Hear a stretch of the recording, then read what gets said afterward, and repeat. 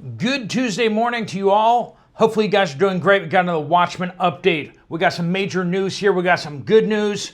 We got some bad news. We got some stuff in between. We got a lot of reports coming from you.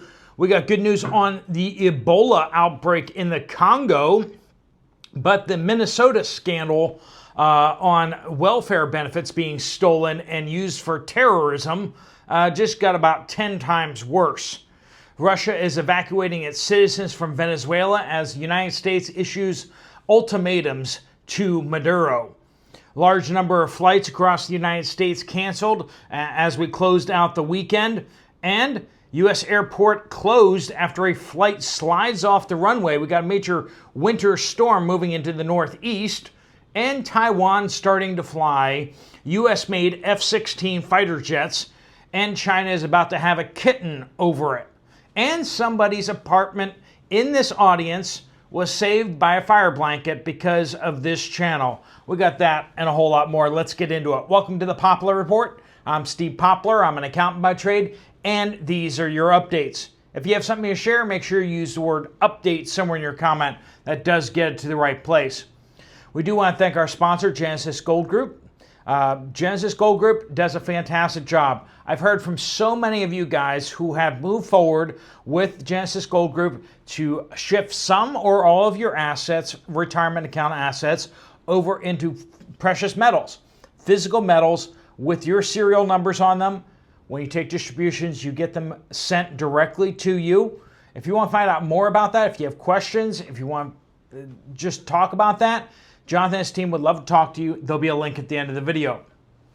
All right, Minnesota government workers are blaming Tim Walz, the governor there, of massive fraud amid allegations against the Somali community. Now, apparently the Somali community had just systematized the welfare fraud, and then they were sending the money to Al-Shabaab, which is like Al-Qaeda, but like, think Africa. Africa branch of Al-Qaeda. And so we had many millions and millions of US dollars, even over $1 billion, stolen by the Somali community, and then not even by individuals, but then by the organizations there to send the terrorism money over to Al-Shabaab. Now, apparently, the government of Minnesota decided to not stamp this out, not ignore this, but to actually aid and abet this. 400 employees, over 400 employees of the Minnesota Department of Human Services accused Tim Walz of failing to act on widespread fraud warnings and retaliating against whistleblowers. Not only did he not listen to what the whistleblowers were saying, he actually attacked them, threatened their families. Yeah, this is scary, like Politburo type stuff. This socialism is not a joke, friends. These people absolutely would use you to get to their ends. And anytime you oppose them, anytime you get in their way, they have no problem destroying you.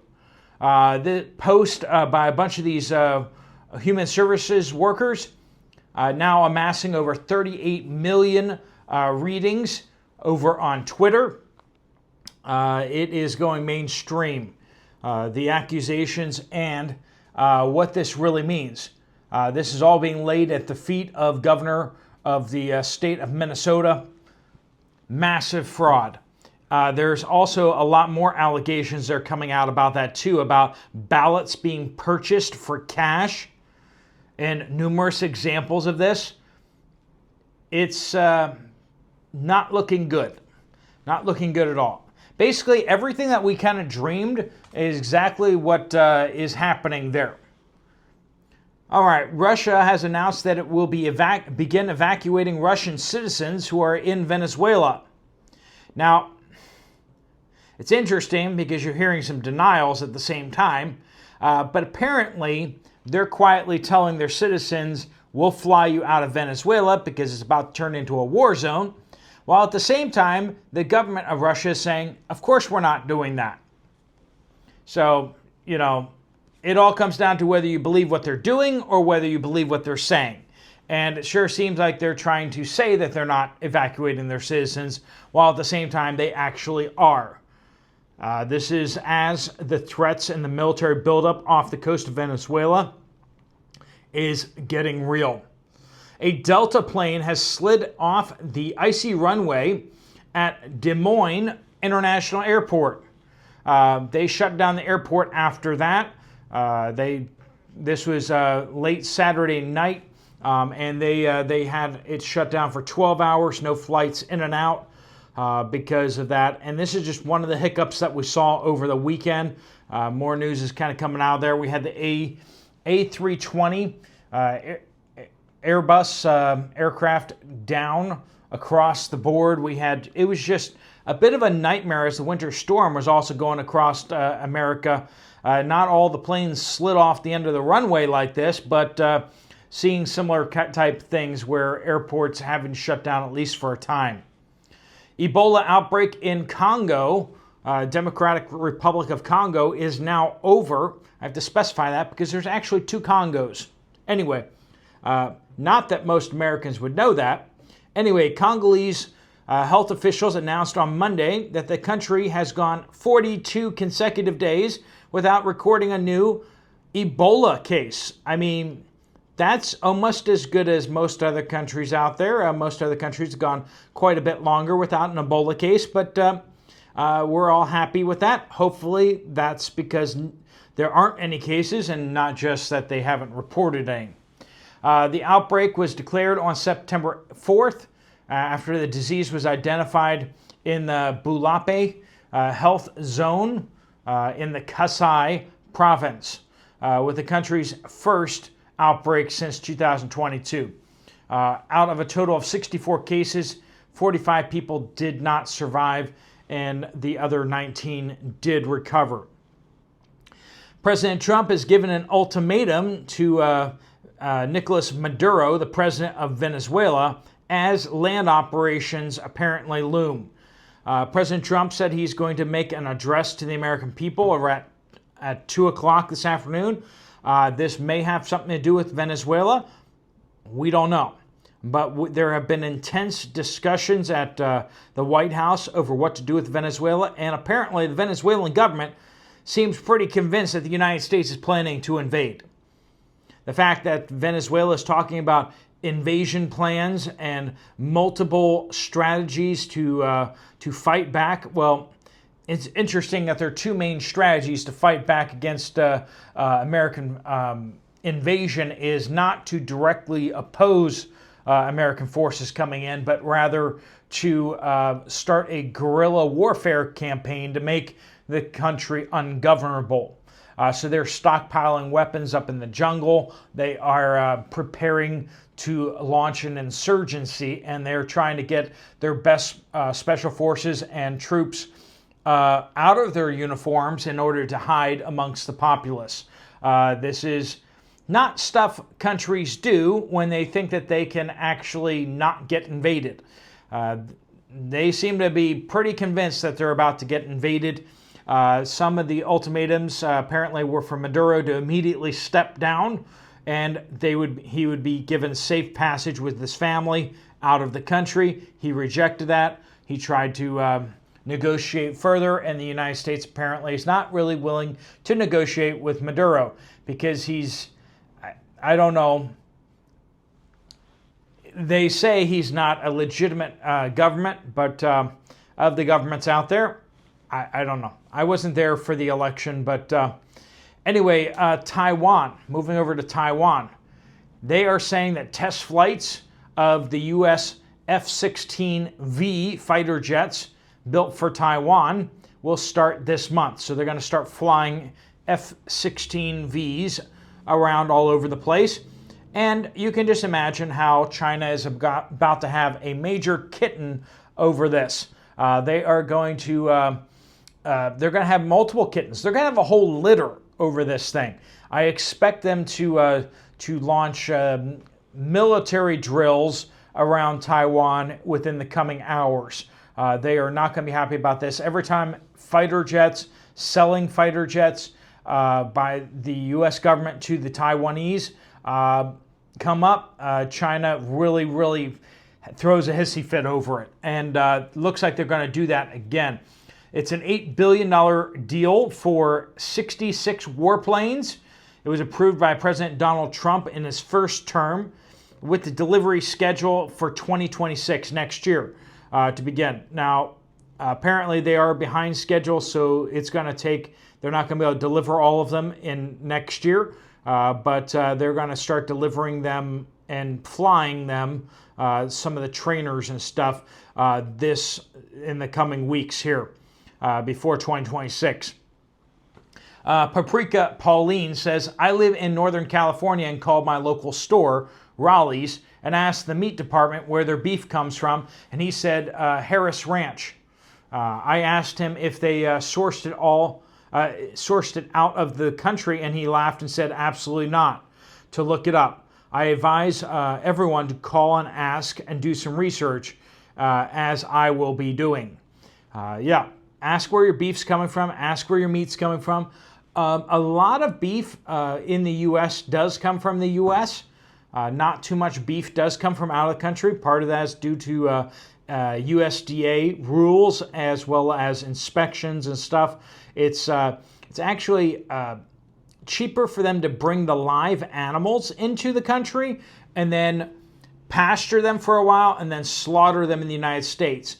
So it may be a cow or a steer that was actually raised in Mexico, but maybe they spent the last 6 months in the United States and now they're an American ranch.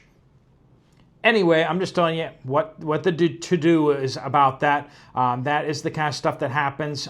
So you always have to be careful how you ask things, because they like to word things in a very particular way.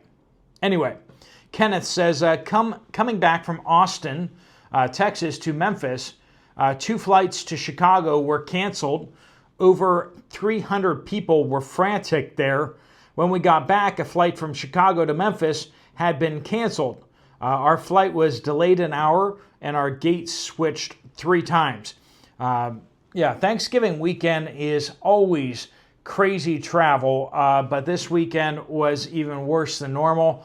There were more planes down, more delays, winter weather coming through, all sorts of stuff happening. NT says, I was in several stores in central Indiana on Friday. I checked for envelopes. We're talking about an envelope shortage out there for some reason. Myers had a few boxes of 200 personal size ones for $4.99. That's not exactly great for letters and stuff, but Walmart had larger boxes with larger price tags. I was also in 2 Dollar Trees, but they didn't have any envelopes at all.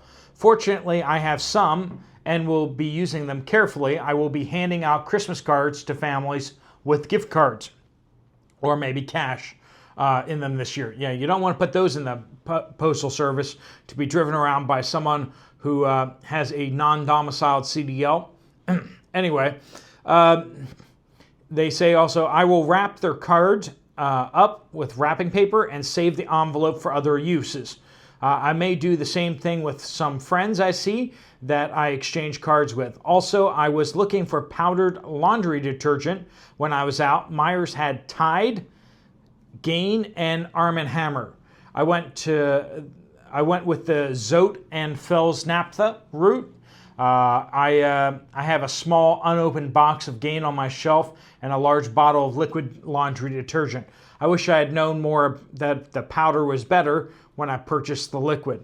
Hey, the liquid is pretty convenient, but the problem is a lot of times with the liquid, you're just buying a lot of water. I mean, the powdered stuff in most cases is basically the exact same thing as the liquid stuff. If you just take the powder and mix some water in and poof, you have the liquid stuff, right? I mean, that's the truth. They found a way to get you to buy water. So congratulations. Now I get it. It's more convenient. The powder stuff is a little bit more of a hassle, but it's not much more of a hassle if you just put it in your washing machine, let some water go, and just let it mix itself. Anyway, Justice says a woman had bought 2 boxes of Barilla pasta that both said 1 pound. which should be 454 grams. She had bought containers to put them into her pantry. She poured the first box in one and filled it up. She poured the second box in a container, the same size box as the first. There were about 2 inches of space on top when she weighed them. The first box had 449 grams, so 5 grams short, but not too bad.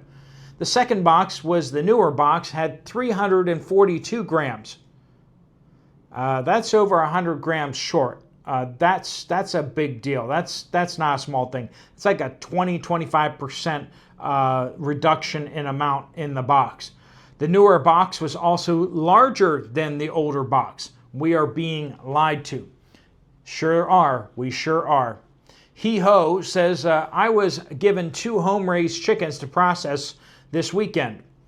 They were 2-year-old egg layers, fed commercial food plus free-ranged. I was surprised at how little meat was on them and how hard they were to cook. It took a pressure cooker to break them down. I got about 2 cups of meat in total from the 2 of them, so about a cup of meat each, along with 18 pints of broth and a cup of schmaltz, or rendered chicken fat. Good to know for anyone planning to survive the apocalypse by eating their chickens that lay them eggs. Yeah, friends, the optimal egg layers are like really not good for chicken. They're not good for meat. There are some that are good for meat and for eggs, but if you get the ones that are optimized for eggs, don't have too high hopes on how much meat you're going to get from them, okay? This is from a Watchmen. Steve, a big shout out and a huge thanks. About a year ago, you shared a video regarding fire blankets, and you shared a personal story about how you used a fire blanket to extinguish a kitchen fire in your home. I had no idea fire blankets even existed, but I immediately ordered enough for ourselves and our family members and instructed them to be kept in the kitchen within easy access of the stove. Our daughter called us a few hours ago and told us that her fire blanket had just saved their apartment. A situation similar to yours happened on the 3rd floor. Their stove caught on fire. She said it took a while for the fire to go out, so she didn't think her fire blanket was working and called the fire department. But by the time they arrived, the fire had been extinguished. So maybe you should pass along to your viewers that they should not take the fire blanket off prematurely. I also found that the fire blanket should be replaced and not reused, which may have not been a consideration, as I did not see the condition of the fire blanket after it was used to put out the fire. Yeah, they say on the package that you're supposed to replace the fire blanket after you use it, but honestly, it's fiberglass. As long as it doesn't have any holes in it, which you really shouldn't have any holes, and also, as long as it's still bendable and it fits back in the case, it should be just fine. There's no reason why you can't reuse it. But with any fire device out there, they're going to tell you, just to be safe, don't reuse it. It's a stinking blanket that can't burn. So you throw it on the fire. At the very least, it's going to block the flames. It will trap the heat down there, so it can continue burning as long as it has some oxygen coming in underneath of it. And even if it does smother the fire, if you remove that and it's hot enough, the fire will reignite. So don't do that. Once you put the fire blanket on there, just leave it. Turn off whatever appliances you have on and walk away. Let it just kind of do its thing. Give it a good amount of time. Start clearing the smoke out of your room or your apartment or whatever. Anyway, fire blankets are super useful and super reusable. But if when the grid is up, you might as well just replace the fire blanket or use the fire blanket for something else that got a little toasted. All right, Paula says, I placed a Walmart order on Friday the 28th and got it before the snow started. It was fulfilled within 4 hours. I had to run inside to get a couple of items at 5 p.m. and while I was waiting on the pickup order. People were buying TVs and all kinds of large orders through the pickup. Inside the store, I picked up 2 items and got out quickly through the self-checkout. So maybe people are shopping, they just weren't doing it at 6:30 a.m. in the morning when it was freezing. Yeah, people don't like doing that, right? And Rebecca says, save the paper towels. I've hit upon a paper towel saver hack. I was recently in the oven cooking a lot of bacon for company and family, and blotting the cooked bacon on paper towels. I ran out of paper towels. But I had bread slices handy for making toast and bacon sandwiches. I started draining the bacon slices onto my toast bread. Excellent way to take care of draining the grease from pieces of bacon. The drippings on the bread made excellent oven broiled toast with or without a little butter. Enhances the flavor. So absolutely a good idea out there. Yeah, if you're anything like us, our family always kind of threw the bacon onto some paper towels to let it absorb some of that grease, so that makes it a little bit more healthy. Anyway, instead of doing that, you can put some bread down. If you're going to make sandwiches or use that for making toast for your breakfast, might as well go ahead and do that and save some paper towels, right? All right, friends, thanks so much for joining with us. If you want to get some more information from Genesis Gold about what you can do with your retirement account, there's a link right there on the screen. Just tap it and fill out your information, and they'll reach out to you. If you want to check out another video from this channel, there's one right up there. I'll see you over there, or I'll see you guys later. Steve Poplar of the Poplar Report out.